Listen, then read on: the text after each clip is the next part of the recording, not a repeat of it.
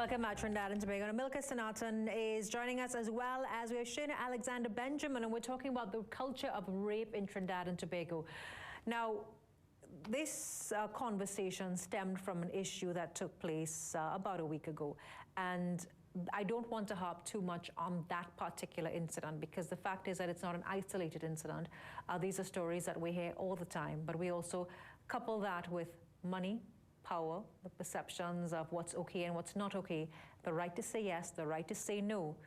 And it seems as though social media has given us all a platform to agree, to disagree, and to also be disrespectful. Good morning. Thank you for joining us. Good morning. Thank you for having me. Now, let me start with you, Shana, and when my producer said we should have this conversation about the rape culture in Trinidad and Tobago, I was taken aback because of the description of it. Do you think that we have a culture of rape in our country? Yes, we do have a culture of rape, and what I believe sometimes people misunderstand when the term is used, culture of rape, and what that is defined as. And basically, a culture of rape is a term used to normalize the acceptance of sexual violence and rape within any environment or society.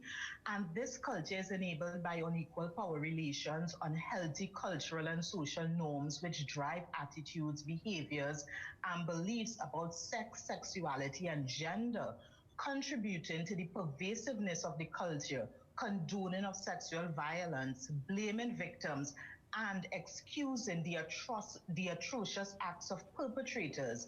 Rape culture is perpetrated and enabled by both men and women. So we do have a culture of rape, and it's demystifying that and understanding what exactly is a culture of rape. Amilka, let me bring you into the conversation with the culture of rape that Shana talks about. If I ask, and I always welcome you into the discussion to get a male perspective, because a lot of men do not think we have a culture of rape. A lot of men think we have a culture of highly sexualized females, and that Caribbean culture is just sexual. So what does that mean from a man's perspective, the concept of a culture of rape? Well, it's quite interesting because I don't think I'll be able to speak for all men, but what I could do is speak for why men need to be very active and involved in thinking about rape as a culture and not just an individual incident. And I think Shana Alexander really put forward this proper definition to see it is about the prevalence of rape, as well as making sexual violence against women normal. But it's this idea of gender inequality. We are trying to say that when rape happens or sexual violence occurs, or the threat and the risk of it is the legacy of a rape culture. It is not just an individual event.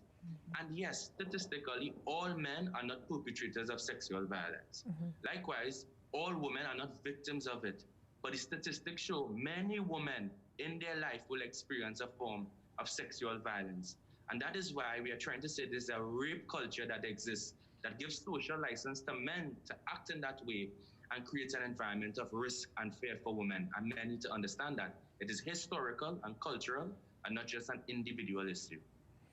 Shana, do we still have that victim blaming concept? Is it, I want to ask that, is it easier for us to say this is not true before we say that this could be true? Hema, I really like that question, because we have a system of belief in not just Trinidad and Tobago, but throughout the Caribbean and the wider society of the international world, where we blame to excuse. When we blame to excuse, it means that we shift the responsibility from ourselves as individual citizens, as a collective body, and as state entities to act, to protect, and to preserve life.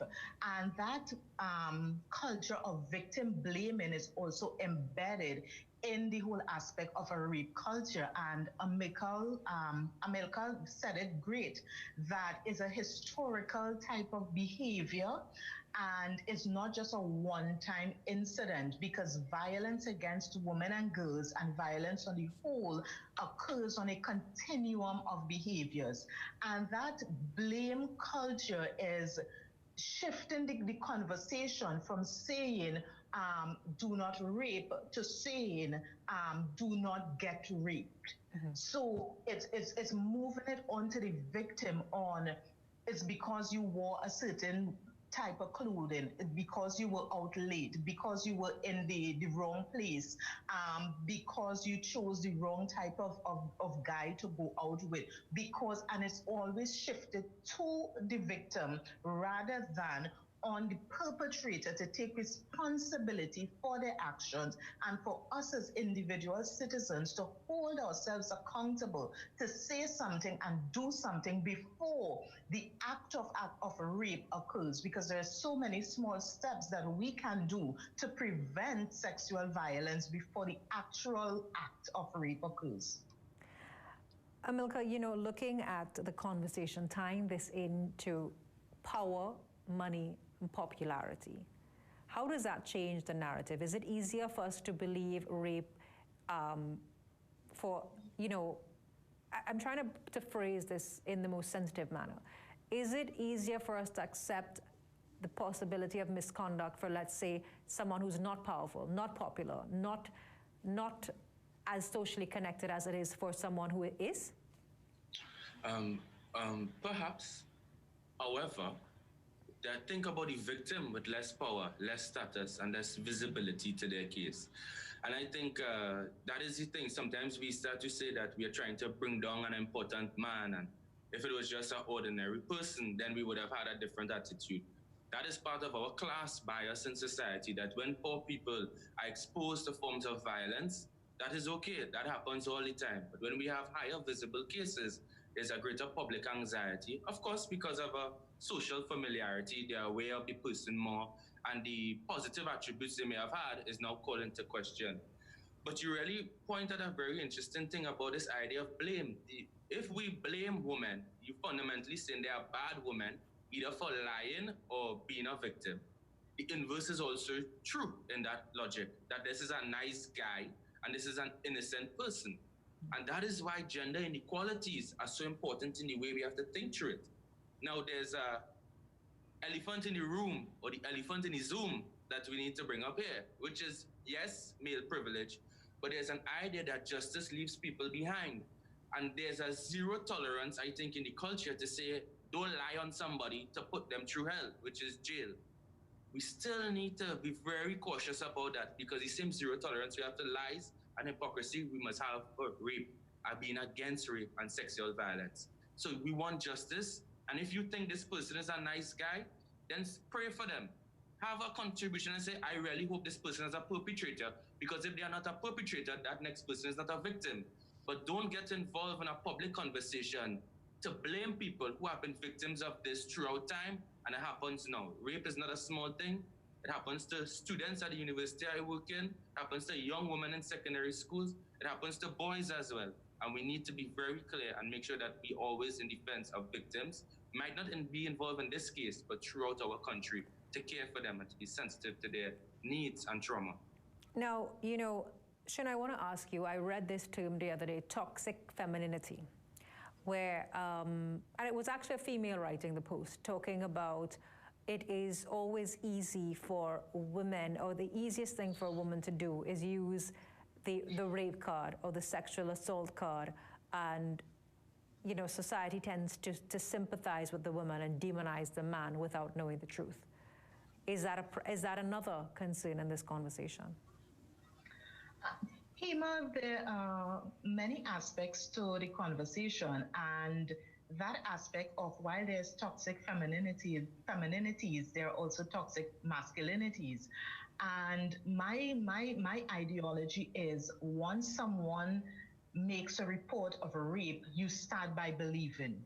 When you start by believing, you provide and you create a space for that individual to feel comfortable enough to continue on in the process of the investigation. And that aspect of women being attacked, not just because they are women, but because also of their gender identities, we take into effect that men who quote unquote, the ones who hold the power and the access and the control in our society are the ones who should be protected. And the women whose voices and whose bodies have been violated through sexual acts should be penalized for being women, penalized for being raped. This does not negate the fact that sometimes during the investigative process that one party, whether it's a woman or whether it's a man, may have been not wholly truthful in the process of the deliberation or the reporting. This is a minority of cases, and it does not signify the greater majority, because women and girls are overrepresented among victims and survivors of sexualized and other types of violence. So we also need to understand about this whole aspect of toxic masculinities and toxic femininities. And I use the plural there because every man and every woman is socialized differently. And while someone may say, I have never sexually violated anyone, I have never enabled someone to rape another person, our whole culture and language of violence is brought forth in the way how we relate to each other and how we treat one another and what we accept as normal and not normal within our society.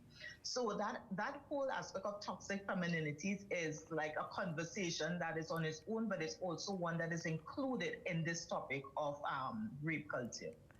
Now, I think both of you know why we're having this conversation and the way in which our society has sort of jumped on either side of this. Conversations like this, what would be, what is the role of persons like yourself, the media, and even law enforcement in changing the conversations and the culture? For me, I believe it starts with education.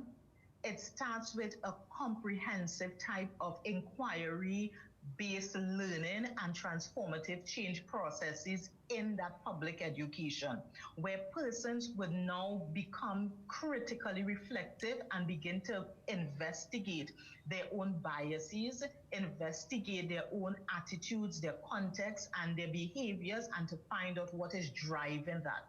And we go back again to socialization, to culture, and to how we as a people are socialized in society, how men and boys are socialized. And we look at this man box where men are told that they have to be aggressive, they have to be strong, they have to be highly sexually active to prove and to show to their male counterparts that they are men. And any type of behavior on the outside of that box is deemed as weak, is deemed as not being a man. So it's understanding what does being a man means to me in this 21st century, and to begin to redefine and deconstruct your own masculinity to be able to create a healthy masculinity that creates an environment of nonviolence.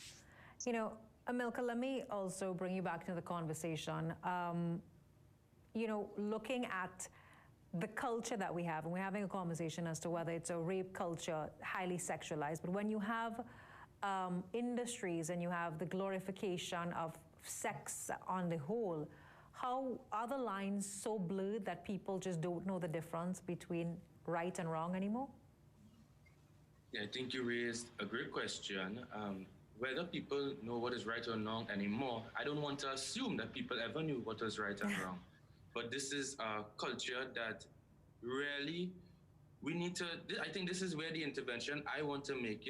Some people ask me about a situation for this particular person in this case. I said, I'm neither a judge, a lawyer, or a seerman. I cannot tell you what the future is. I cannot get into the truth of this. But what we can do is have conversations. And I think one important thing for young people, to question you, Rasima, is the issue of sex itself does not happen on equal terms. And that really puts a number of young men who may not have had the intention, but just didn't understand how to engage in the desires that they had in a way that was less harmful to women. And also for women who may invite a certain type of sexual attention to themselves, to be able to assert their rights and dignity during that process still. So sex, we like to say our culture is sensual and sexual and so on, and it has degrees, and people have the right to choose their sexual expressions, including a certain types of sexual aggression that is desirable and pleasurable. And I'm all in support of that. But we also need to really, perhaps, if I may say, meditate on the back shots and the pasa pasa and the daggering in a way that still gives dignity to women, who are disproportionately victims of sexual violence, and still gives justice to both women and men in the way that they could think about pleasure without eroding the rights of people. Now, Shina, talking about dignity to women, and we have such a culture of shame. It's as though women are expected to wear this as sort of a badge every day of their life. And it's become so easy to do that. I look at social media sites where it has become almost glorified. Is it that we just have no respect for women? And I'm not saying, because someone is going to email me after and say that you always expect women to get a pass. But I don't know if they don't understand. It's just downright disrespectful and disgusting. How do we then kind of correct that if it's so acceptable as general parts of conversations? We begin to correct that by having conversations. Amilcar made reference to having conversations, and not just the talk shops, but action-oriented conversations that really drive persons to think about behaviors, to think about their actions, and to be able to create a space, create a society where all persons are valued, where human dignity is restored, where life and choice is respected, and where persons can be able to live to their full abundance and their life in a way that they can own their own choices, own their own behaviors, and live in a peaceful coexistence with each other. So it begins with having these conversations, and sometimes these conversations are uncomfortable. Some people don't want to have it at all, because again, it goes back to our own concept of how we view a particular thing. And I'll just quickly bring this example. A few months ago, I was invited to speak at a university session in Canada, and it was about the Me Too movement, because on that campus you had an increase in rape happening. And I was surprised when I walked into that room. The football team, the basketball team, all the young men were out in their numbers together with their female counterparts. And when we had that discussion, I saw young men breaking down in that room, because when we actually break down what is a culture of rape and how your behaviors go against somebody else's choice, we saw young men begin to cry and then apologize to their female counterparts, because they're saying to themselves and to us in the room, I did not realize that what I was doing was wrong, that my action was against this person's choice, because they're being socialized to think this is their right, this is what is expected of them as a young man. And so a lot of times people's actions, they are not aware that their actions are actually dehumanizing and violating another human being. And the only time we can make the unconscious conscious and make the invisible visible is when we begin to unearth and have these types of conversations. I do want to thank you both for joining us, and I want to say that we do appreciate that both of you have been involved in movements and conversations addressing this. And sometimes it is a very taboo topic. It's not an easy topic to go against what seems to be popular, normal, and acceptable. But right thinking Trinidad and Tobago does appreciate the conversations, and hopefully more and more people will get involved in it. So thank you for sharing your views this morning. We take a short break. When we come back, we'll have more for you. Stay with us. This is The Morning Brew.